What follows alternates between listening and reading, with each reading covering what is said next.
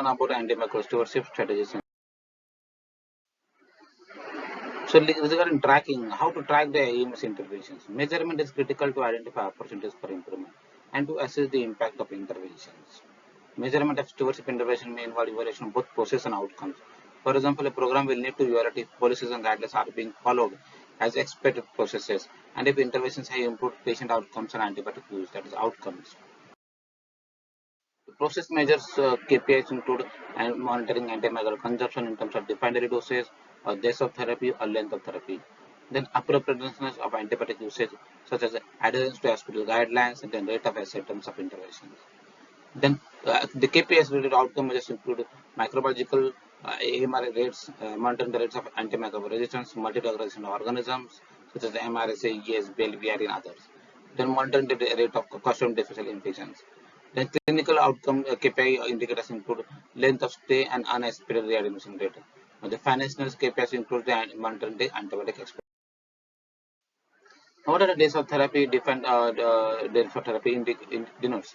It denotes the number of days that a patient receives at least one dose of an antibiotic, summed for each antibiotic. Days of therapy requires patient-level data from electronic health records. Defined daily dose takes the total number of grams of an antibiotic purchased, dispensed, or administered, and defines it by WHO defined daily doses. DDD is a viable alternative to days of therapy. While length of therapy denotes the number of days a patient receives the therapy, irrespective of the number of antibiotics administered and doses. Length of therapy provides a true duration of an antibiotic therapy per discharge. What are point prevalence surveys? Point prevalence surveys help in assessing the appropriateness of an antibiotic therapy on a particular day in a ward or across a hospital. This survey does not require sophisticated electronic information systems and is also less resource intensive. Length of stay is really easy to obtain. It can be easily used as a measure of clinical improvement and can be used instead of hospital length of stay. AMS programs have the potential to decrease length of stay. Antibiotic expenditure, the financial impact of AMS programs must be measured. In order to justify continued administrative support, antibiotic costs should be measured, which also highlights cost saving for hospitals. Antibiotic costs are standardized per 1,000 patient days. AMS programs must focus on high-profile antibiotics, multi-drug resistant organisms, pathogen population, and hospital locations. AMS programs must create graphs that display the KPI trends over time. Comparison of data before and after the implementation of AMS program must be studied.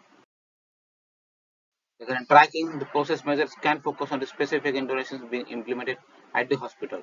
Process measures include tracking the type and acceptance of recommendations, monitoring of pre-authorization interventions by tracking agents that are being requested, monitoring adherence to facility-specific treatment guidelines.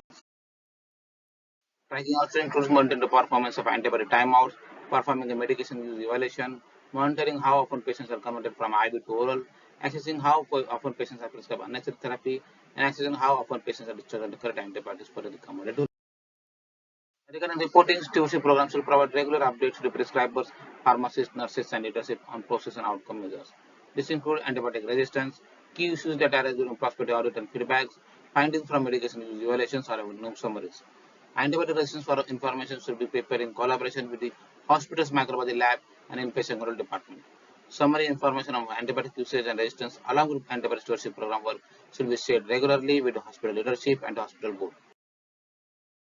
Education is a key component of comprehensive efforts to improve hospital antibiotic use.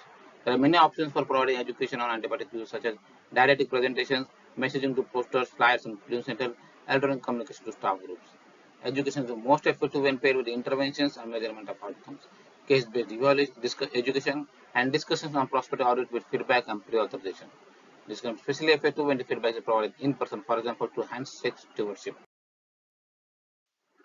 Then SWOT analysis. How to do a SWOT analysis? Perform a situation analysis, obtain approval for AMS activities, assemble an AMS team, set goals, set interventions, select the key performance indicators, implement, educate and train, and monitor and report.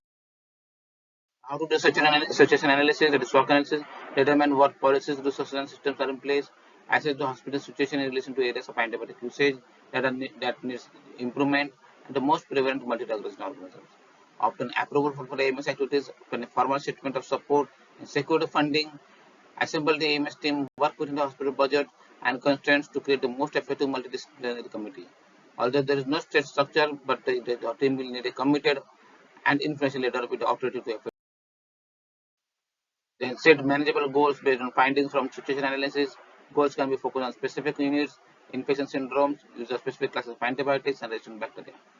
There are many AMS interventions, any combination of which can be used for any use in AMS program. Decide which intervention will achieve AMS program goals are most supported by clinical staff. Before implementing the program, select measures to evaluate the effectiveness of AMS programs in relation to the goals. Also consider assessing outcome measures such as length of stay, aim, trains, and antibiotics. Strategize the rollout of the interventions. Make sure guidelines and hospital diagrams are easily accessible. Consider using the intranet, pocket guides, word posters, and provide alternative summaries. Monitor and communicate the AMS program progress and success. After implementing the interventions, begin monitoring the AMS program processes and outcomes. Instead of continuous surveillance, consider less resource-intensive point prevalence surveillance to monitor.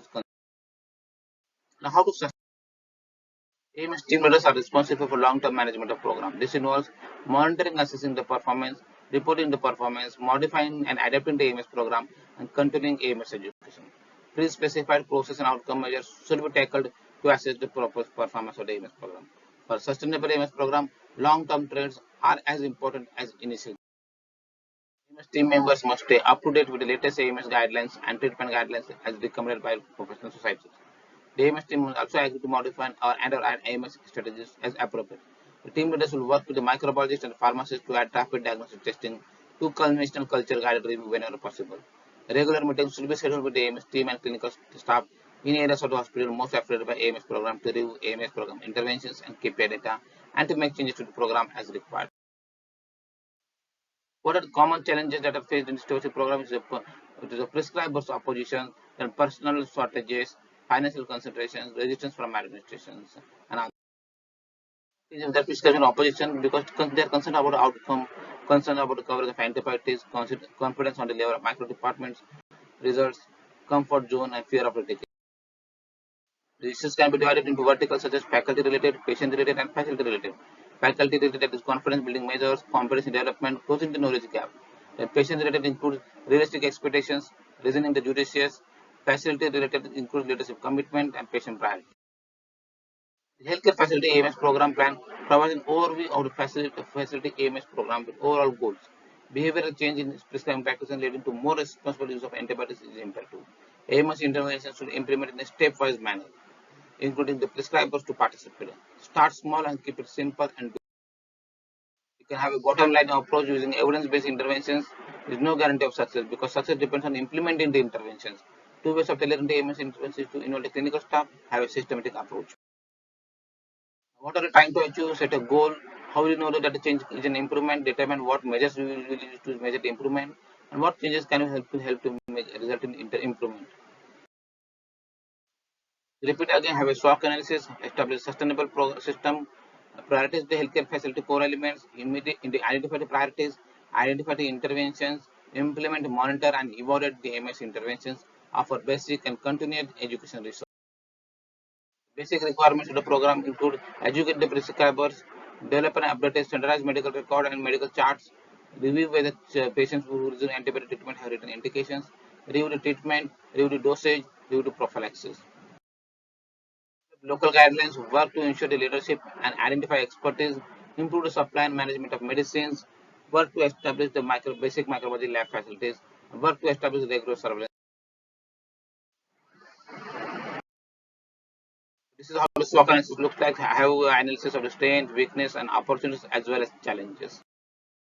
Interesting factors to look for the behavioral change model is the perception that AMR is an immediate threat, the fear of losing a patient, the belief that broad spectrum won't work, are very effective and narrow spectrum won't work and broad spectrums are very effective and low risk, influence of a senior physician preferences, and uncertainty about the microbiology. 9 common areas for improved antibiotic prescribing include over-prescribing, over-broad spectrum, unnecessary combination therapy, wrong antibiotic choice, wrong dosage interval, wrong route, wrong duration, and delayed administration. So how to deal with this? Prepare, plan, do, study, adjust model. That is, map the possible enablers, obtain commitments of the champions, present the AMS problem, set smart goals, perform AMS interventions, analyze it, evaluate it, prepare to discuss the results, review the resource usage and costs and other parameters, discuss the results, and agree on the adjustments and follow up. Then types of AMS intervention include either persuasive or educational, persuasive, restrictive, and structural. In structural, there is lab testings and therapeutic documenting. Restrictive includes restriction on result antibiotic usage. Then persuasive includes audit with feedback. For an educational includes surgical profile guidelines and treatment. You can focus on the low-hanging fruits such as consensus and disease with definitive treatment, increasing the yield of consistency report, ready to interact with the clinicians, pharmacotherapeutic committee efficiency, data-driven approach, involvement of clinicians, and defining the profile. The appropriate antibiotic treatment with its indications and prescriptions and review and stop treatment guidelines will help in this too. The appropriate surgical prophylaxis with the indication and prescription and stop prophylaxis guidelines. Areas where I think can benefit the interventions include basic level, intermediate level, and advanced level. Basic level, that is the database on the procurement and what dispensing of the antimicrobials. Intermediate level includes the analysis of the antimicrobial consumption in terms of different diseases, while advanced levels include computerized patient order entry, automated submissions, computerized patient dispensing, billing data, and other systems. To summarize, AMS is a set of activities designed to promote the selection of the optimal antibiotic drug regimen, including dosage, duration, therapy, and route of administration. It is required to tackle the rising antimicrobial resistance, promote rational antimicrobial usage, and improve the patient outcomes. AMS can be established by steps such as SWOT analysis, setting up the KPIs, selecting interventions, setting goals, education, and monitoring. It can be sustained by monitoring and reporting to development of antibiograms, antibiotic policy, adhering to the KPIs, and various microbiological and financial outcomes. AMS can be achieved by leadership support, team effort, and determined mindset across the hospital. Thanks.